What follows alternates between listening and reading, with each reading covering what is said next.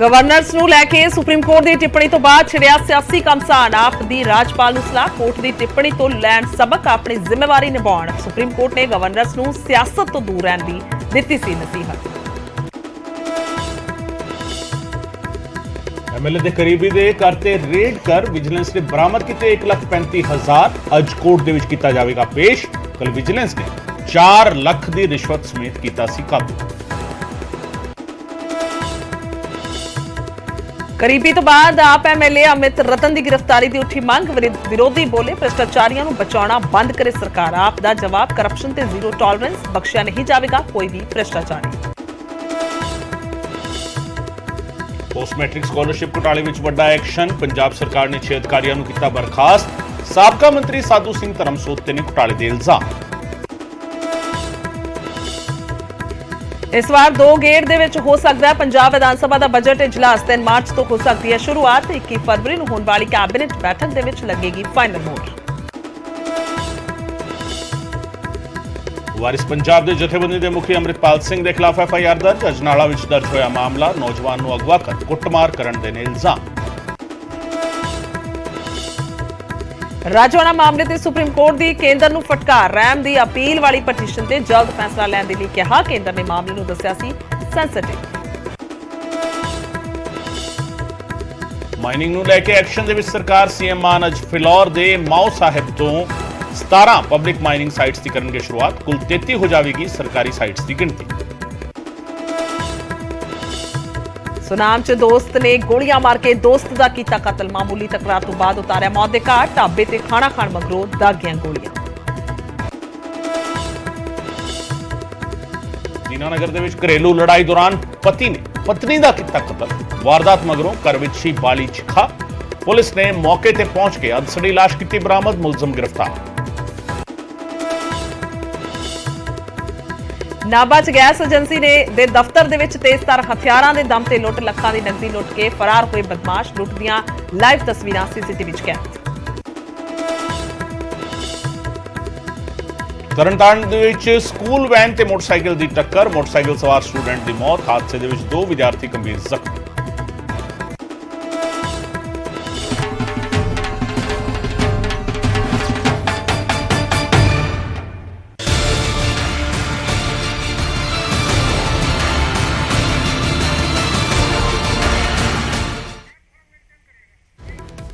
ਸਤਿ ਸ਼੍ਰੀ ਅਕਾਲ। ਨਿਊਜ਼ 18 ਪੰਜਾਬ ਹਰਿਆਣਾ ਦੇਖ ਰਹੇ ਸਾਰੇ ਦਰਸ਼ਕਾਂ ਦਾ ਸਵਾਗਤ ਹੈ ਤੇ ਮੈਂ ਤੁਹਾਡੇ ਨਾਲ ਗੁਰਜੋਤ ਸੰਧੂ ਤੇ ਮੇਰੇ ਸਹਿਯੋਗੀ ਗਗਨਦੀਪ ਚੌਹਾਨ। ਸ਼ੁਰੂਆਤ ਕਰਾਂਗੇ ਇੱਕ ਵੱਡੀ ਖਬਰ ਤੋਂ, ਸਲਾਹ ਤੋਂ, ਔਰ ਫਿਰ ਉਸ ਤੇ ਜੋ ਹੁਣ ਸਲਾਹ ਦਿੱਤੀ ਗਈ ਹੈ ਉਸ ਬਿਆਨ ਤੋਂ।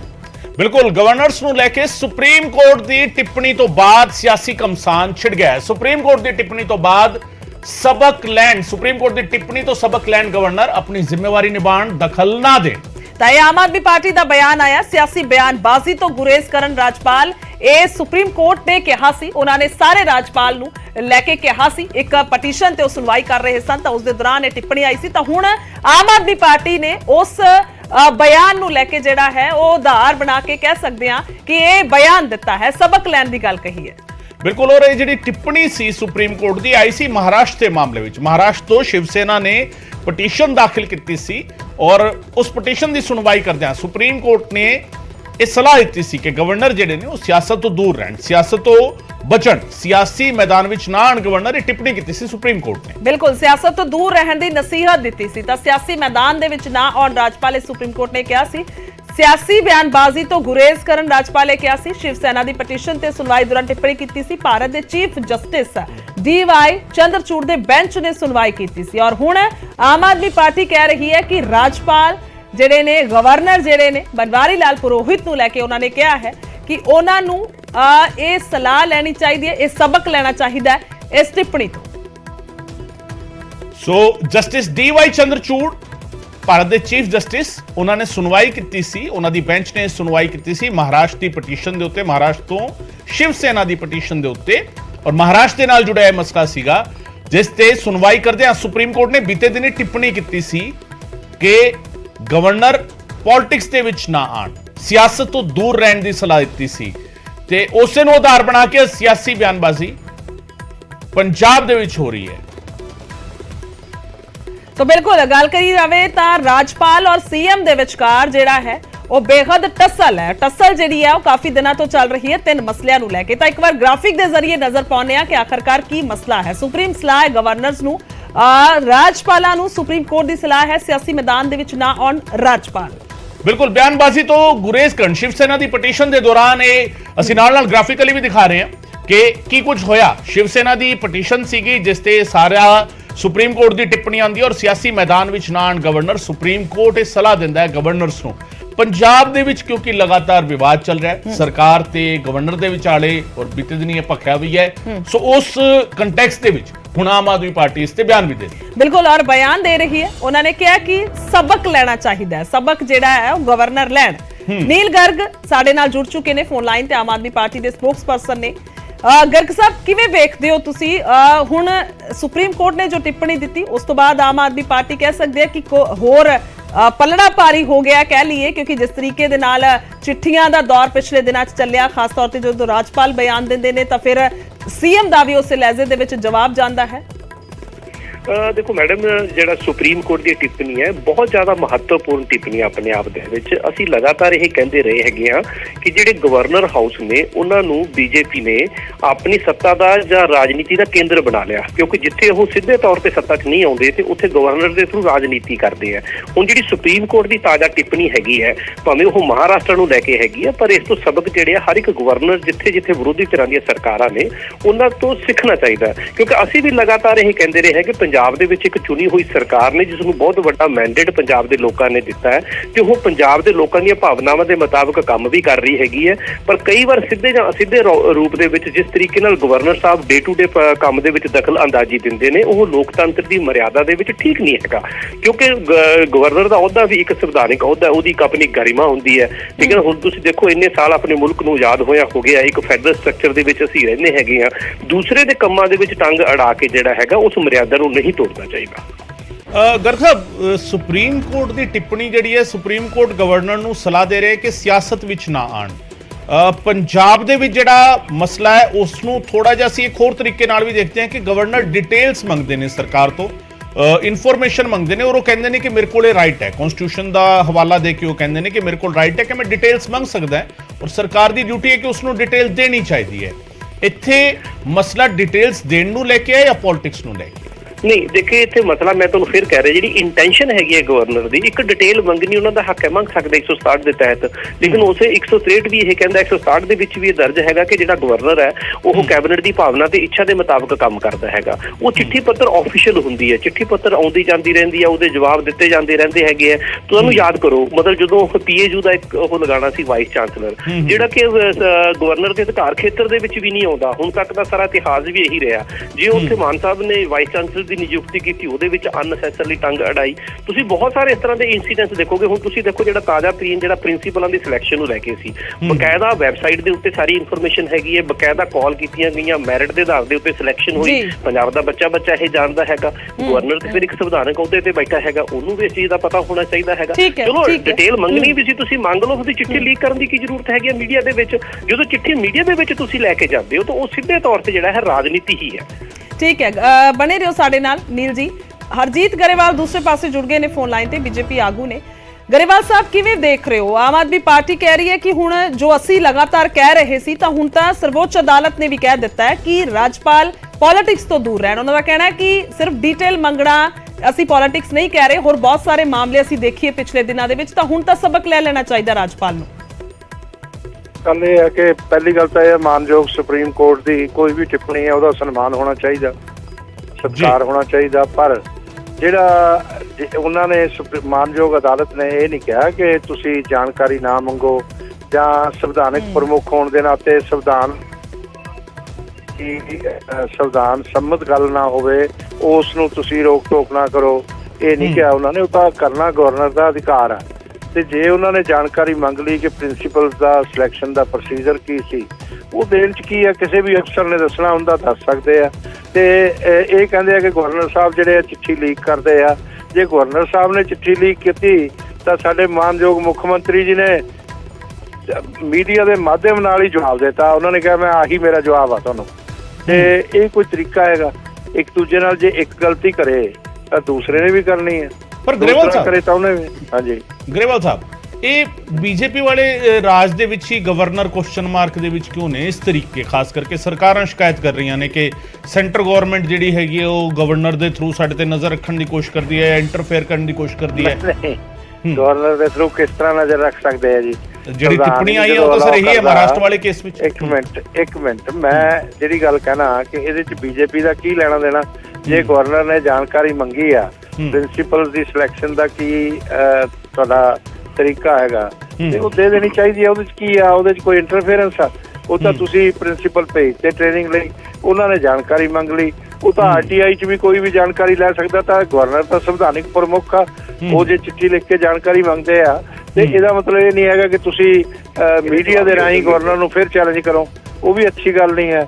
ਮੈਂ ਸਮਝਦਾ ਕਿ ਕਿਤੇ ਨਾ ਕਿਤੇ ਗੁਸਤਾਖੀ ਦੋਨੋਂ ਤਰਫ ਤੋਂ ਹੋ ਰਹੀ ਹੈ, ਇਹ ਨਹੀਂ ਹੋਣੀ ਚਾਹੀਦੀ ਔਰ ਇਸ ਨੂੰ ਰੋਕਿਆ ਜਾਣਾ ਚਾਹੀਦਾ। ਇਹਦੇ ਨਾਲ ਪੰਜਾਬ ਦਾ ਨੁਕਸਾਨ ਹੁੰਦਾ। ਇਹ ਤੁਸੀਂ ਮੰਨ ਰਹੇ ਹੋ ਕਿ ਗੁਸਤਾਖੀ ਦੋਨੋਂ ਤਰਫ ਤੋਂ ਹੈ ਗਰੇਵਾਲ ਸਾਹਿਬ? ਇਹ ਤੁਸੀਂ ਮੰਨ ਰਹੇ ਹੋ? ਜੇ ਜਿਸ ਤਰ੍ਹਾਂ ਹੁਣ ਨੀਲ ਗਰਗ ਜੀ ਨੂੰ ਮੈਂ ਸੁਣ ਰਿਹਾ ਸੀ, ਇਹ ਕਹਿ ਰਹੇ ਸੀ ਕਿ ਮੀਡੀਆ 'ਚ ਪੱਤਰ ਲੀਕ ਕੀਤਾ, ਜਿਹੜੀ ਚਿੱਠੀ ਲਿਖੀ ਆ ਹੁਣ ਉਹਨਾਂ ਨੇ ਕੀਤੀ ਆ ਜਾਂ ਸਰਕਾਰ ਨੇ ਕੀਤੀ ਆ, ਮੁੱਖ ਮੰਤਰੀ ਨੇ ਕੀਤੀ ਹੈ, ਤਾਂ ਕੋਈ ਪਤਾ ਨਹੀਂ ਹੈ। ਪਰ ਜੇ ਕਹਿੰਦੇ ਆ ਕਿ ਉਹਨਾਂ ਨੇ ਕੀਤੀ ਆ, ਅਸੀਂ ਨਹੀਂ ਕੀਤੀ, ਤੇ ਦੂਸਰਾ ਇਹ ਤਾਂ ਸਾਰਿਆਂ ਨੇ ਦੇਖਿਆ ਕਿ ਮੁੱਖ ਮੰਤਰੀ ਜਵਾਬ ਹੀ ਮੀਡੀਆ ਦੇ ਮਾਧਿਅਮ ਨਾਲ ਦੇ ਰਹੇ ਸੀ। ਉਹਨਾਂ ਨੇ ਕਿਹਾ ਆਹੀ ਜਵਾਬ ਹੈ ਜਿਹੜਾ ਮੈਂ ਦਿੱਤਾ ਤੁਹਾਨੂੰ, ਮੀਡੀਆ 'ਚ ਬੋਲ ਕੇ ਕਿਹਾ। ਤਾਂ ਉਹ ਤਾਂ ਬਹੁਤ ਹੀ ਗਲਤ ਆ। ਉਹ ਤਾਂ ਅਪਮਾਨ ਹੈ ਇੱਕ ਤਰ੍ਹਾਂ ਨਾਲ ਸੰਵਿਧਾਨਿਕ ਜ਼ਿੰਮੇਵਾਰੀ ਤੇ ਬੈਠੇ ਵਿਅਕਤੀ ਦਾ। ਇਹ ਨਹੀਂ ਹੋਣਾ ਚਾਹੀਦਾ, ਇਹਨੂੰ ਰੋਕਿਆ ਜਾਣਾ ਚਾਹੀਦਾ। ਠੀਕ ਹੈ, ਲਾਸਟ ਰਿਐਕਸ਼ਨ ਲੈ ਲੈਂਦੇ। ਗਰਗ ਸਾਹਿਬ ਲਗਾਤਾਰ ਜੁੜੇ ਨੇ। ਗਰਗ ਸਾਹਿਬ ਉਹ ਕਹਿ ਰਹੇ ਨੇ ਕਿ ਦੋਨਾਂ ਤਰਫ ਤੋਂ ਹੋ ਸਕਦਾ ਗਲਤੀ ਹੈ, ਲਹਿਜ਼ਾ ਗਲਤ ਹੈ, ਬੇਸਿਕਲੀ ਜਿਹੜਾ ਮੈਸੇਜ ਜਾਂਦਾ ਲੋਕਾਂ ਤੱਕ ਉਹ ਗਲਤ ਜਾਂਦਾ ਜੇ ਇਸ ਤਰੀਕੇ ਦੇ ਨਾਲ ਇਹ ਠੰਡੀ ਵਾਰ ਕਹਿ ਲਈਏ ਜਾਂ ਤਲਖੀ ਕਹਿ ਲਈਏ। ਦੇਖੋ ਮੈਡਮ, ਅਸੀਂ ਤੇ ਪਹਿਲਾਂ ਹੀ ਕਹਿ ਰਹੇ ਹਾਂ ਕਿ ਜਿਹੜਾ ਫੈਡਰਲ ਸਟਰਕਚਰ ਦੇ ਤਹਿਤ ਸਾਡਾ ਮੁਲਕ ਚੱਲਦਾ, ਹਰ ਇੱਕ ਦੀਆਂ ਆਪਣੀਆਂ ਸੰਵਿਧਾਨਕ ਸ਼ਕਤੀਆਂ ਹੈਗੀਆਂ ਨੇ, ਠੀਕ ਹੈ ਨਾ, ਚੁਣੀ ਹੋਈ ਸਰਕਾਰ ਦੀਆਂ ਆਪਣੀਆਂ ਨੇ, ਗਵਰਨਰ ਦੀਆਂ ਆਪਣੀਆਂ ਨੇ। ਜਦੋਂ ਸਿਆਸਤ ਦੀ ਗੱਲ ਹੁੰਦੀ ਨਾ, ਸਿਆਸਤ ਕਿਵੇਂ ਹੁੰਦੀ ਹੈ? ਹੁਣ ਤੁਸੀਂ ਦੇਖੋ, ਜਦੋਂ 36 ਜਿਹੜੇ ਪ੍ਰਿੰਸੀਪਲ ਬਾਹਰ ਟ੍ਰੇਨਿੰਗ ਲਈ ਭੇਜੇ ਤੇ ਉਹ ਨੈਚੁਰਲੀ ਅਸੀਂ ਸਿੱਖਿਆ ਦੇ ਵਿੱਚ ਸੁਧਾਰ ਕਰਕੇ ਦੁਨੀਆ ਦੇ ਹਾਣੀ ਬਣਾਉਣੇ ਚਾਹੁੰਦੇ। ਲੋਕਾਂ ਦੇ ਵਿੱਚ ਵੀ ਸਾਡਾ ਜਿਹੜਾ ਹੈ ਕਿ ਪੂਰੀ ਦੁਨੀਆ ਦੇ ਵਿੱਚ ਇਮੇਜ ਗਈ ਕਿ ਹਾਂ, ਪੰਜਾਬ ਦੇ ਜਿਹੜੇ ਹੁਣ ਟੀਚਰ ਨੇ ਉਹ ਵਰਲਡ ਕਲਾਸ ਟ੍ਰੇਨਿੰਗ ਲੈ ਕੇ ਵਰਲਡ ਕਲਾਸ ਐਜੂਕੇਸ਼ਨ ਜਿਹੜੇ ਹੈਗੇ ਆ ਉਹ ਬੱਚਿਆਂ ਨੂੰ ਦੇਣਗੇ। ਇਹਦੇ ਨਾਲ ਇੱਕ ਪੰਜਾਬ ਦੀ ਇਮੇਜ ਬਿਲਡਿੰਗ ਸੀ।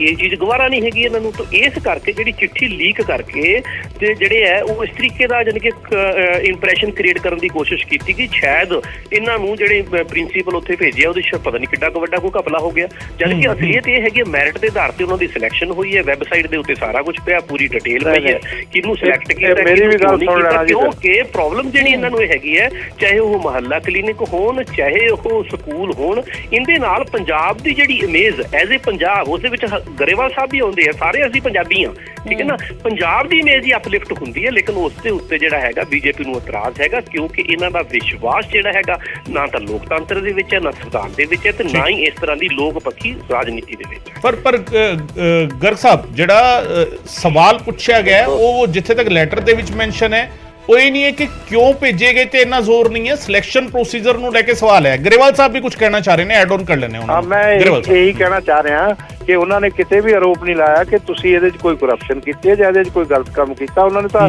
ਜਾਣਕਾਰੀ ਮੰਗੀ ਹੈ। ਜਾਣਕਾਰੀ ਮੰਗਣਾ ਗਵਰਨਰ ਦਾ ਅਧਿਕਾਰ ਆ, ਉਹ ਦੇ ਦੇਣੀ ਚਾਹੀਦੀ ਆ। ਉਹਦੇ 'ਚ ਇੱਕ ਦੂਜੇ ਨਾਲ ਮੀਡੀਆ ਜਾ ਕੇ ਬੋਲਣਾ, ਜਵਾਬ ਦੇਣੇ, ਉਹ ਵੀ ਤਰੀਕਾ ਠੀਕ ਨਹੀਂ ਹੈ। ਤਾਂ ਜਿਹੜੀਆਂ ਗੱਲਾਂ ਨੇ ਉਹਨਾਂ ਨੂੰ ਮਤਲਬ ਰੋਕਿਆ ਜਾਣਾ ਚਾਹੀਦਾ, ਆਪਣੇ ਲੈਵਲ ਤੇ ਰੋਕਿਆ ਜਾਣਾ। ਠੀਕ, ਬਹੁਤ ਬਹੁਤ ਸ਼ੁਕਰੀਆ, ਬਹੁਤ ਬਹੁਤ ਸ਼ੁਕਰੀਆ ਗਰਗ ਸਾਹਿਬ, ਤੁਹਾਡਾ ਵੀ ਬਹੁਤ ਬਹੁਤ ਸ਼ੁਕਰੀਆ। ਹਰਜੀਤ ਗਰੇਵਾਲ ਸਾਹਿਬ, ਤੁਹਾਡਾ ਵੀ ਬਹੁਤ ਬਹੁਤ ਸ਼ੁਕਰੀਆ ਸਾਡੇ ਨਾਲ ਗੱਲਬਾਤ ਕਰਨ ਦੇ ਲਈ।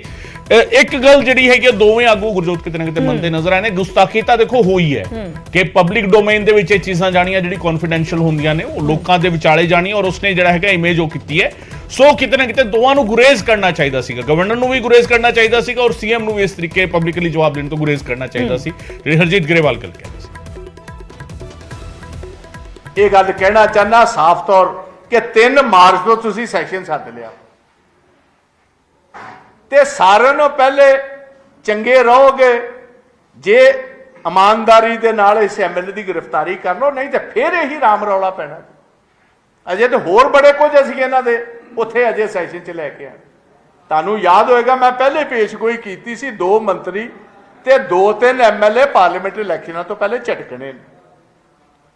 2 ਦੇ ਮੰਤਰੀ ਗਏ ਨੇ, ਹੁਣ ਪਹਿਲਾਂ ਐਮਐਲਏ ਆ ਗਏ।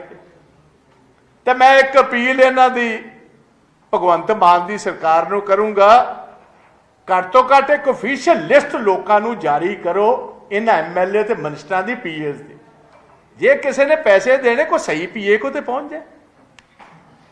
ਆ ਕੱਲ ਕਹੀ ਜਾਂਦਾ ਮੇਰਾ ਪੀਏ ਹੀ ਹੈ ਨਹੀਂ ਜੀ, ਮੇਰਾ ਪੀਏ ਦੂਜੇ ਦੱਸੋ, ਹੈ ਕੋਈ ਗੱਲ ਜੀ ਇਹ ਗੱਲ ਕਹਿਣ ਵਾਲੀ? ਤੇ ਘੱਟ ਤੋਂ ਘੱਟ ਲਿਸਟ ਹੀ ਦੇ ਦਿਓ, ਘੱਟ ਤੋਂ ਘੱਟ ਲੋਕਾਂ ਨੂੰ ਇਹ ਪਤਾ ਤਾਂ ਲੱਗੇ ਸਹੀ ਪੀਏ ਤੁਹਾਡਾ ਕਿਹੜਾ। ਤੋ ਇਹਦੇ ਵਿੱਚ as a main opposition party ਅਸੀਂ ਡਿਮਾਂਡ ਕਰਨੇ ਆ, ਤੇ ਮੈਂ ਚੈਲੰਜ ਵੀ ਕਰਨਾ ਗਵਰਨਮੈਂਟ ਨੂੰ, ਜੇ ਤੁਸੀਂ ਗ੍ਰਿਫਤਾਰ ਨਾ ਕਰੋਗੇ ਤੇ ਗ੍ਰਿਫਤਾਰੀ ਇਹਦੀ ਦਾ ਅਸੀਂ ਪ੍ਰਬੰਧ ਕਰਾਂਗੇ। ਉਹ ਕਿੱਥੋਂ ਕਰਾਂਗੇ ਇਹ ਆਂਦਾ ਟਾਈਮ ਹੀ ਤੁਹਾਨੂੰ ਦੱਸੇ। ਤੁਹਾਨੂੰ ਇਹਦੇ ਤੇ ਕੇਸ ਰਜਿਸਟਰ ਕਰਨਾ ਪਏਗਾ, ਇਹਦੀ ਗ੍ਰਿਫਤਾਰੀ ਕਰਨੀ ਪਏਗੀ। ਤੁਸੀਂ ਨਹੀਂ ਕਰੋਗੇ ਤੇ ਕੋਈ ਹੋਰ ਫਾਰਮੂਲਾ 44 ਅਸੀਂ ਲਾਵਾਂਗੇ। ਤੇ ਅਜੇ ਸਰਾਰੀ ਦਾ, ਸਿੰਗਲੇ ਦਾ ਤੇ ਅਮਿਤ ਰਤਨ ਦਾ ਤੇ ਕਈ ਹੋਰ ਨੇ ਇਹਨਾਂ 'ਚ। ਇਸ ਸੈਸ਼ਨ 'ਚ ਵੇਖਿਓ, ਤੁਹਾਨੂੰ ਦੱਸਦੇ ਇਹਦਾ ਨਾਲ ਕਰਦੇ ਕੀ ਅਸੀਂ। ਅਜੇ ਬੜਾ ਕੁਝ ਨਿਕਲੇਗਾ, ਤੋੜ ਤੱਕ ਜਾਏਗਾ ਕੰਮ। ਤੋ ਇੰਨਾ ਹੀ ਕਹਿੰਦਾ ਹੋਇਆ ਅਸੀਂ ਆਪਣਾ ਪਾਰਟੀ ਦਾ, ਮੈਂ ਸਮਝਦਾ ਇਸੇ ਟੈਸਟ ਹੈ ਅੱਜ ਵਿਜੀਲੈਂਸ ਚੀਫ ਵਾਸਤੇ ਕਿ ਹੱਥੀ ਫੜਿਆ, ਰੈੱਡ ਹੈਂਡਡ ਫੜਿਆ, ਗ੍ਰਿਫਤਾਰ ਆ ਜਿਹੜਾ ਕਾਬੂ ਆਇਆ ਐਮਐਲਏ, ਤੁਸੀਂ ਰਾਤ ਲਾਈਟਾਂ ਬੰਦ ਕਰਾ ਕੇ ਉਹਨੂੰ ਪਿੱਛੋਂ ਦੀ ਕੱਢੋ ਤੇ ਆਮ ਤੌਰ ਲੋਕਾਂ ਨੂੰ ਕਹੋ ਕਿ ਅਸੀਂ ਬੜੀ ਇੱਕ ਤੇ ਸਾਫ਼ ਅਸੀਂ ਸਿਸਟਮ ਚਲਾਨੇ, ਇਹਦੇ ਵਿੱਚ ਜਿਹੜਾ ਕਾਬੂ ਆ ਗਿਆ ਅਸੀਂ ਬਖਸ਼ਾਂਗੇ ਨਹੀਂ। ਤੁਸੀਂ ਪਹਿਲੇ ਇੱਥੋਂ ਹੀ ਤੁਹਾਡਾ ਪਤਾ ਲੱਗ ਗਿਆ। ਸਰਾਰੀ ਨੂੰ ਹਰ ਪੁਰਜ਼ੋਰ ਕੋਸ਼ਿਸ਼ ਕੀਤੀ ਬਚਾਉਣ ਦੀ, ਅਲਟੀਮੇਟਲੀ ਪੰਜਾਬ ਦੇ ਲੋਕਾਂ ਦੇ ਤੇ ਮੇਨ ਆਪੋਜੀਸ਼ਨ ਪਾਰਟੀ ਕਾਂਗਰਸ ਦੇ ਪ੍ਰੈਸ਼ਰ ਥੱਲੇ ਤੁਹਾਨੂੰ ਕੱਢਣਾ ਹੀ ਪਿਆ। ਸੇਮ ਸਿਚੁਏਸ਼ਨ ਹੈ ਅਮਿਤ ਰਤਨ ਦੀ ਹੈ। ਮੈਂ ਅੱਜ ਭਗਵੰਤ ਮਾਨ ਨੂੰ ਫੇਰ ਕਵਾਂਗਾ, ਮਾਨ ਸਾਹਿਬ ਤੁਸੀਂ ਮੁੱਖ ਮੰਤਰੀ ਹੋ, ਆਪਣੀ ਜ਼ਿੰਮੇਵਾਰੀ ਅੱਜ ਨਿਭਾਓ, ਸ਼ਾਮ ਤੱਕ ਇਹਦੀ ਗ੍ਰਿਫਤਾਰੀ ਕਰਾਓ, ਕਿਉਂਕਿ ਅਲਟੀਮੇਟਲੀ ਇਹ ਹੁਣ ਇਹਦੇ ਚੋਂ ਨਿਕਲ ਨਹੀਂ ਪਾਏਗਾ। ਤੋਂ ਇੰਨਾ ਹੀ ਕਹਿੰਦਾ ਹੋਇਆ ਮੈਂ ਅੱਜ ਦੀ ਆਪਣੀ ਇਹ ਗੱਲ ਮੁਕੰਮਲ ਕਰਨਾ। ਜੇ ਕਿਸੇ ਹੋਰ ਮੇਰੇ ਕੋਈ ਵੀਰ ਨੇ, ਭੈਣ ਨੇ ਕੋਈ ਸਵਾਲ ਕਰਨਾ ਤੇ ਸਾਰੇ ਮੰਤਰੀ ਸਾਰੇ ਮੈਜੋਰਿਟੀ 5-4 ਨੂੰ ਛੱਡ ਕੇ, ਇਹਨਾਂ ਦੇ 5-4 ਨੂੰ ਛੱਡ ਕੇ ਸਾਡੇ ਕੋਲ ਇੱਕ ਬੰਦੇ ਦੀ ਜਾਣਕਾਰੀ ਹੈ। ਹੌਲੀ ਹੌਲੀ ਦੱਸਾਂਗੇ ਨਾ ਤੁਹਾਨੂੰ, ਟਾਈਮ ਬੜਾ ਲੰਮਾ, ਹੌਲੀ ਹੌਲੀ ਦੱਸਾਂਗੇ ਕੀ ਕੀ ਕਰ ਰਹੇ ਨੇ, ਇਹਨਾਂ ਦਾ ਮੋਡਸ ਆਪਰੈਂਡੀ ਕੀ ਹੈ। ਐਮਐਲਏ ਨੇ ਤੇ ਕੰਮ ਆਰੰਭ ਦਿੱਤਾ ਹੈ, ਹਰ ਲੈਵਲ ਦੇ ਉੱਤੇ ਇਹ ਕੰਮ ਚੱਲ ਰਿਹਾ ਜੀ। ਇਲੀਗਲ ਮਾਈਨਿੰਗ ਵੀ ਚੱਲ ਰਹੀ ਹੈ। ਬਾਜਵਾ ਸਾਹਿਬ ਕੱਲ ਤੁਹਾਡੀ ਪ੍ਰੈਸ ਕਾਨਫਰੰਸ ਤੋਂ ਬਾਅਦ ਜਿਹੜਾ ਵਿਕਰਮ ਮਜੀਠੀਆ ਨੇ ਪ੍ਰੈਸ ਕਾਨਫਰੰਸ ਕੀਤੀ ਸੀ, ਉੱਥੇ ਉਹਨਾਂ ਨੇ ਦੱਸਿਆ ਕਿ ਜਿਹੜੀ ਰਾਇਲਟੀ ਬਾਹਰੋਂ ਰੇਤਾ ਵੱਜੀ ਜਾਂਦੀ ਰਾਇਲਟੀ 7 ਰੁਪਏ ਫਿਕਸ ਸੀ। ਪਰਚੀਆਂ ਉਹਨਾਂ ਨੇ ਦਿਖਾਈ ਸੀ ਕਿ 3.5 ਰੁਪਏ ਰਾਇਲਟੀ ਨਿਕਲੀ ਹੈ। ਕਿਉਂਕਿ ਤੁਸੀਂ ਉਸ ਇਲਾਕੇ ਤੋਂ ਆਉਂਦੇ ਹੋ ਜਿੱਥੇ ਸਭ ਤੋਂ ਜ਼ਿਆਦਾ ਰੂਟ ਹੈ, ਤੁਸੀਂ ਕੀ ਕਹੋਗੇ? ਨਹੀਂ, ਜੋ ਵੇਖੋ ਆਪੋਜੀਸ਼ਨ ਦੇ ਲੀਡਰ ਨੇ ਜਿਹੜੀ ਗੱਲ ਕੀਤੀ ਹੈ, ਮੈਂ ਉਹਦੀ ਪ੍ਰੋੜਤਾ ਕਰਨਾ ਹੈ, ਬਿਲਕੁਲ ਸਹੀ। ਇਹ ਅੱਧ ਪੈਸੇ ਜਿਹੜੇ ਨੇ ਉਹ ਹੁਣ ਗਵਰਨਮੈਂਟ ਦੇ ਅਕਾਊਂਟ ਜਮ੍ਹਾਂ ਹੁੰਦੇ ਨੇ, ਅੱਧੇ ਸਿੱਧੇ ਤੋਂ ਸਿੱਧੇ ਆਪ ਦੇ ਅਕਾਊਂਟ 'ਚ ਜਾ ਰਹੇ। ਵੇਖੋ ਦੋ ਚੀਜ਼ਾਂ ਦਾ ਫਰਕ ਹੈ। ਅੱਧੇ ਪੈਸੇ ਆ ਰਹੇ ਪੰਜਾਬ ਖਜ਼ਾਨੇ ਦੇ ਅਕਾਊਂਟ 'ਚ, ਅੱਧੇ ਜਾ ਰਹੇ ਆਪ ਪਾਰਟੀ ਦੇ ਅਕਾਊਂਟ 'ਚ। ਹੁਣ ਉਹਦੇ 'ਚੋਂ ਕਿਹਨੂੰ ਕੀ ਜਾਂਦਾ ਉਹ ਵੀ ਟਾਈਮ 'ਚ ਪਤਾ ਲੱਗ ਜਾਣਾ। ਇਹ ਕੋਲਾ ਥੋੜਾ ਰਹਿ ਜਾਣਾ ਇਸ ਗੱਲ ਦਾ। ਫਿਰ ਤੁਸੀਂ ਵੇਖੋ 20,000 ਕਰੋੜ ਰੁਪਈਆ ਇਹਨਾਂ ਦੇ ਸੁਪਰੀਮੋ ਨੇ ਇਹ ਗੱਲ ਕਹੀ ਸੀ ਕਿ ਸਾਲ 'ਚ ਅਸੀਂ, ਮੇਰੀ ਗਾਰੰਟੀ ਮੈਂ ਤੁਹਾਨੂੰ ਕਮਾ ਕੇ ਦਊਂਗਾ। ਸਾਲ ਆਲਮੋਸਟ ਬੀਤ ਚੱਲਿਆ, ਦਿਨ ਸਾਰੇ 15-20 ਰਹਿ ਗਏ ਨੇ। ਮੇਰਾ ਖਿਆਲ 50 ਕਰੋੜ ਰੁਪਏ ਅਜੇ ਤੱਕ ਇਹਨਾਂ ਨੂੰ ਸਾਲ 'ਚ ਆਇਆ। ਫਿਰ ਉਹੀ ਪੁਰਾਣੇ ਜਿਨ੍ਹਾਂ ਤੇ ਬੜੀਆਂ ਵੱਡੀਆਂ ਚਾਰजेस ਲਾਉਂਦੇ ਸੀ ਕਿ ਉਹ ਵੱਡੇ ਠੇਕੇਦਾਰ ਜਿਹੜੇ ਨੇ ਪਿਛਲੀਆਂ ਸਰਕਾਰਾਂ ਦੇ ਵਿੱਚ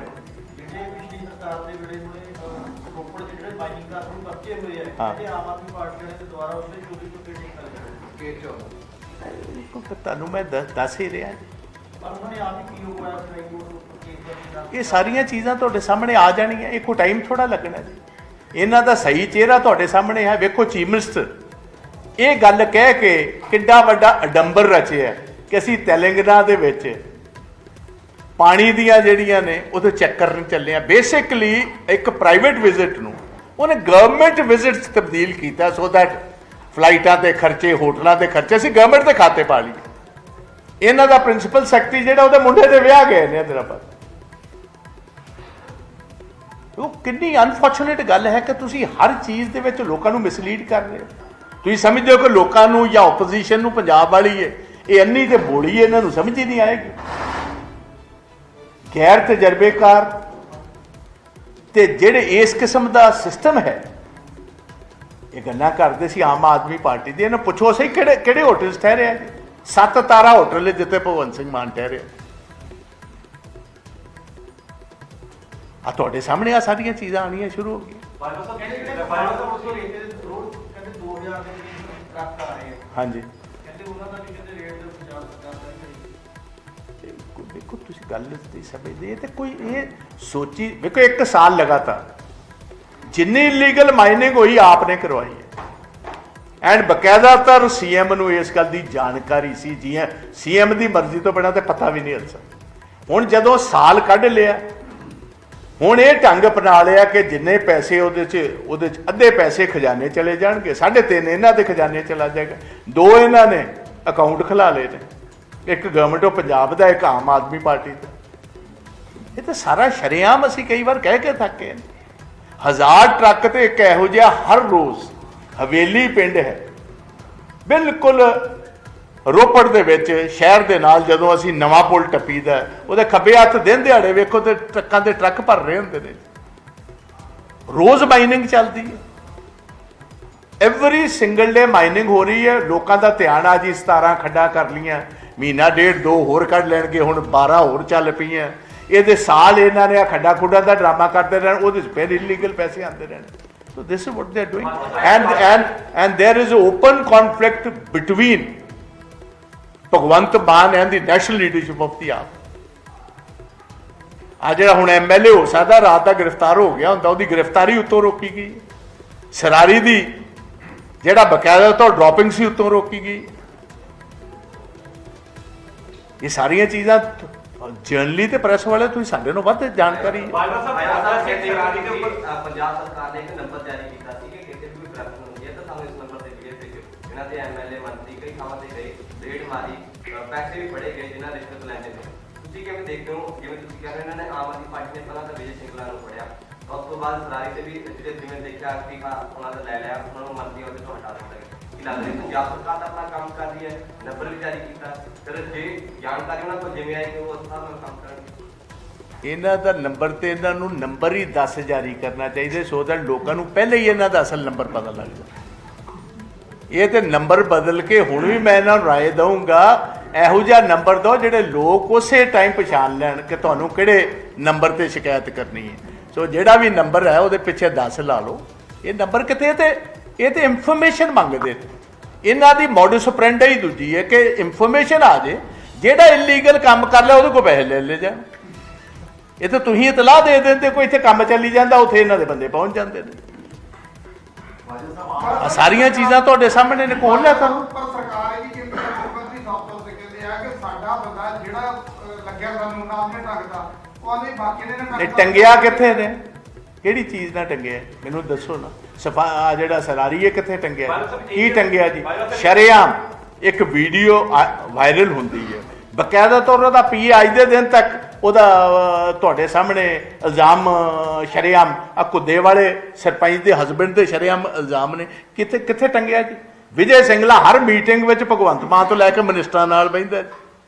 ਸਰਾਰੀ ਬਾਹਾਂ 'ਚ ਬਾਹ ਪਾ ਕੇ ਉਹ ਦਿੱਲੀ ਦਾ ਜਿਹੜਾ ਰੀਜੈਂਟ ਹੈ ਉਹਦੇ ਪੀਏ ਦੇ ਵਿਆਹ ਤੇ ਸੀ। ਪਰ ਬਾਜਾ ਸਾਹਿਬ ਕਈ ਘੰਟੇ ਤੱਕ ਪੁੱਛਗਿੱਛ ਕੀਤੀ ਗਈ, ਉਹਨੂੰ ਬਿਠਾ ਕੇ ਰੱਖਿਆ ਗਿਆ। ਤੁਹਾਨੂੰ ਕੀ ਲੱਗਦਾ ਫਿਰ ਜੇ ਤੁਹਾਨੂੰ ਲੱਗਦਾ ਕਿ ਉਹਨੂੰ ਛੱਡਿਆ ਜਾ ਰਿਹਾ ਤਾਂ ਉਹਦੇ